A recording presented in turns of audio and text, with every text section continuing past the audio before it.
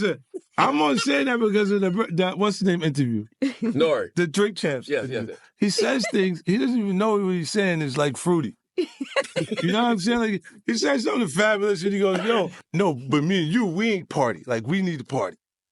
What is he talking about? What is he talking about?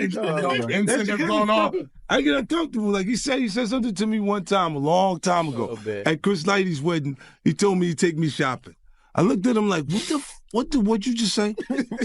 Oh, that's a nice gesture. Let me get out of no, dude, take me. That's what a guy says to a girl. But you've been getting out for over a decade. I remember when you said the top feels so much better than the bottom. Yeah, I've been saying this. I hate when they leave me to talk because I always say the wrong thing. Last time they left me, I said something about Puffy. So you think yeah. I gotta stop doing that kind of shit. I've been talking to a therapist trying to help me with the shit I've been saying. He said crazy shit in my life. Maybe I said that shit to my brother because he got Tupac killed. I got this shit over this,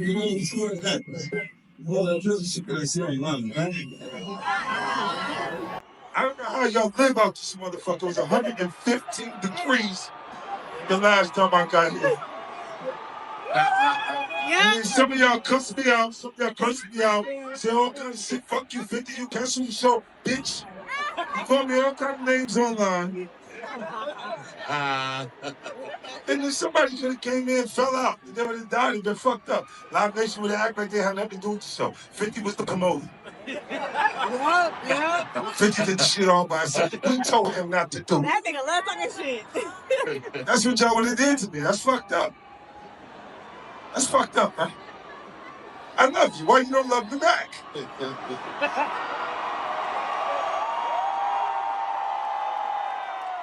Where's the love?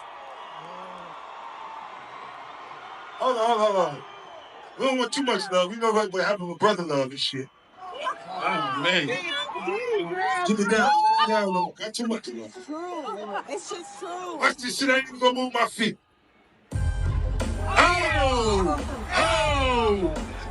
So much better than the so much better. Where you go? And use a window shopper. Hey, baby, I think I know why. They can use a window shopper. In the jewelry store, look at that shit you can't buy. They can use a window shopper. The dealership trying to get a test shot. They can use a window shopper. Did he just not have a bigger enemy than 50 Cent?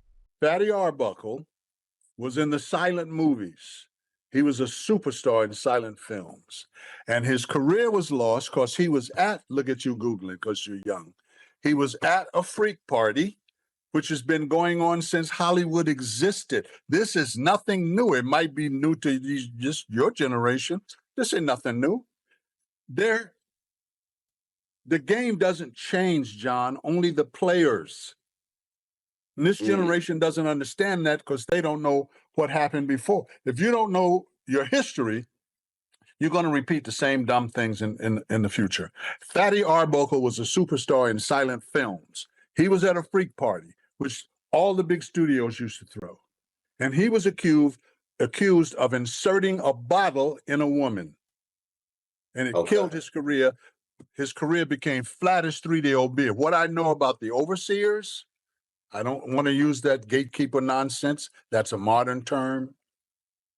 Is that as long as they're producing, they're good. No matter what they do, no matter how vile it is, the gatekeepers will make it go away. Now, what I know, because I went to the top in my industry, as long as you are making money for the powers that be, you can do anything short of somebody watching you murder somebody. The moment you stop making the money for them, you have no intrinsic value. And I knew that, and that's what I used in the business of show. So I'm not talking about this young man. I don't know him. I don't swim in that pond. It's not necessary for me to bring all these people in, how he took advantage of. They wanted something. He wanted something. If you go to a shore in the Caribbean or even here, and you see a sign that says shark sightings, no recreational swimming. You see surfers out there, you see people swimming out there. They go in the water and come out, nothing might not happen. But then they go in that water and the shark will get them, and that's the end of that. So those waters that these people are swimming in are shark infested in the motion picture industry, in the television industry, and in the recording industry. Those waters are shark infested. You take a chance to go in there, you might come out unscathed, you might not come out. Yeah. Do you think so what they're talking about this young man is doing has been going on since silent film. Do your research, son. After you hang up, say, you know, that old dude was right again. God dang.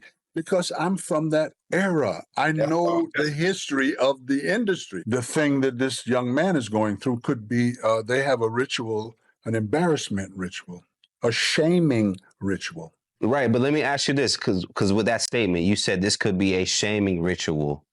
Does that mean the person's in on it as well as like, this is part of my initiation?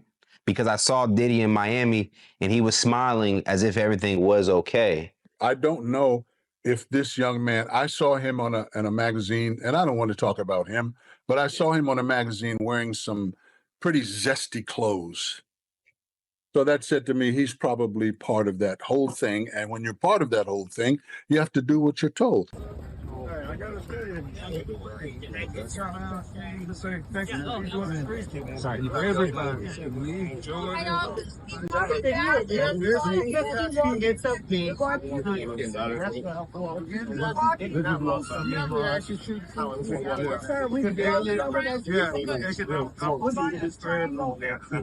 I know. I'm going to read before. I know the problem.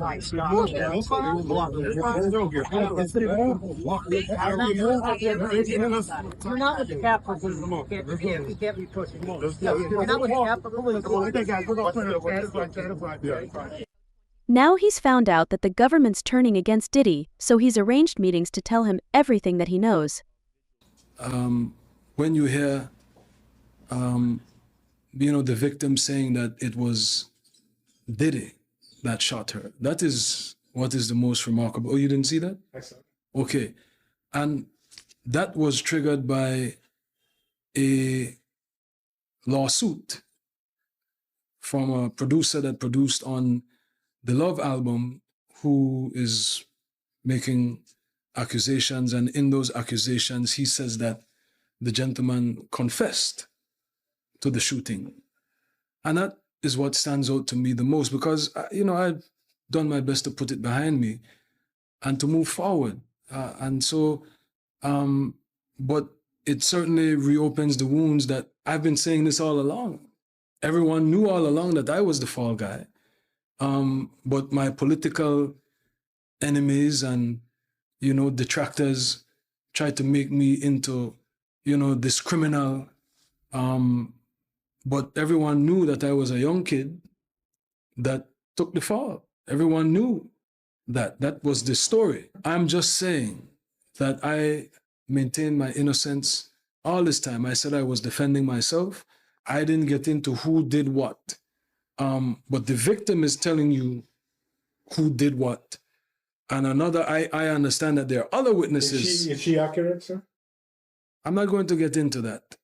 But it does open wounds. And certainly I am relieved that people are saying what the truth is, that, I did not shoot those people. I maintain that I never shoot nobody, that there were other guns there. I always said that. That has not changed. And that is the testimony that came out. Fragments were never removed, so there was never any forensic testing to say who it was. But the victims are vindicating me. Witnesses are vindicating me. But I have moved on. I'm not trying to relive that. And so I am appreciative of whatever contributions Diddy has made to help the people of Belize. I wish him well. I pray for him, and I pray for the alleged victims. And if If it is true, may justice be served. If it is not, it's a tragedy because a global icon would have been destroyed. Now, on top of all this, Jerry is signing a Netflix deal to release a Diddy documentary to the world. This is VI's redemption, and he is not backing down. Y'all, 50 Cent is the worst person to beef with. Why did he make a whole documentary on Diddy and sold it to Netflix? It's called Diddy Do It, and why does the flyer and everything look good? Like, this is a mess. And a lot of people ask me why they beefing, and this goes all the way back to the 2000s. Who shot Biggie Smalls? We don't get them, they gon' kill us all. Man, Puffy know who hit that nigga, man, that nigga soft. He scared them boys from the west side to break them off. Jump on his ass so we run the hall and shake him off. So when 50 Cent first came out, he felt like Diddy was not supporting him and not doing things to help him out. And then it got worse when 50 Cent did an interview saying that Diddy tried to take him shopping. Pop was like, yo, when we gonna get the chance to, to kick it, like we can just hang out? We gotta kick it. This is Paul. Okay. He telling me we gotta kick it, and he's like, yo, why don't we like go shopping or some shit? I mean, like, I pay for it. And I was like, just say, I got away from him. I was like, this nigga, tell me he take me shopping. This is shit that goes on. But fuck your fruit pie. You know what I'm saying? Like, I'm telling you. I'm telling you. Later you gonna find out. Same bad. 50 Cent basically called that man a bomb pop. So then after that interview, Diddy said, I'll show you a fruit pop, and he started messing with 50 Cent's baby mama, Daphne. 50 Cent said, oh snap, that's your mommy over there with Puffy. LOL, remember what I told you the other day? These girls be crazy, shaking my head.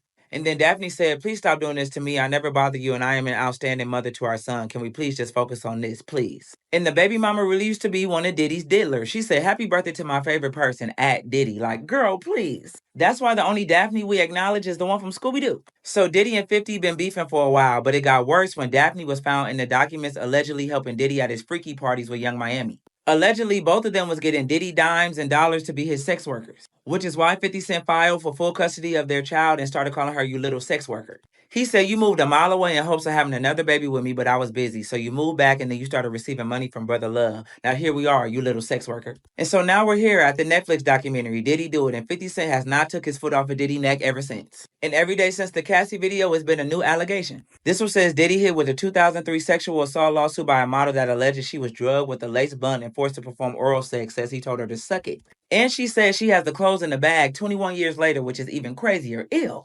And then today, here's another one. Diddy hit with another sexual assault lawsuit. Woman claims he touched her and forced her to have sex with Kim Porter while he masturbated. And just out of respect for Kim Porter, I'm just not going to speak on this because she's not here anymore. And then 50 said, TMZ used this fat boy picture of me because their doc went to Tubi, LOL. It's okay, guys. We're all making great television. Mine just happens to be the best. Netflix wins the bidding war, but if more victims keep coming out, I'm going to need more episodes. So this whole thing just keeps getting worse and worse. But I just wanted to let y'all know the history of why they're beefing. It's really dumb, but it is what it is. Prayers up for all the victims that are involved, and I'm praying for y'all families.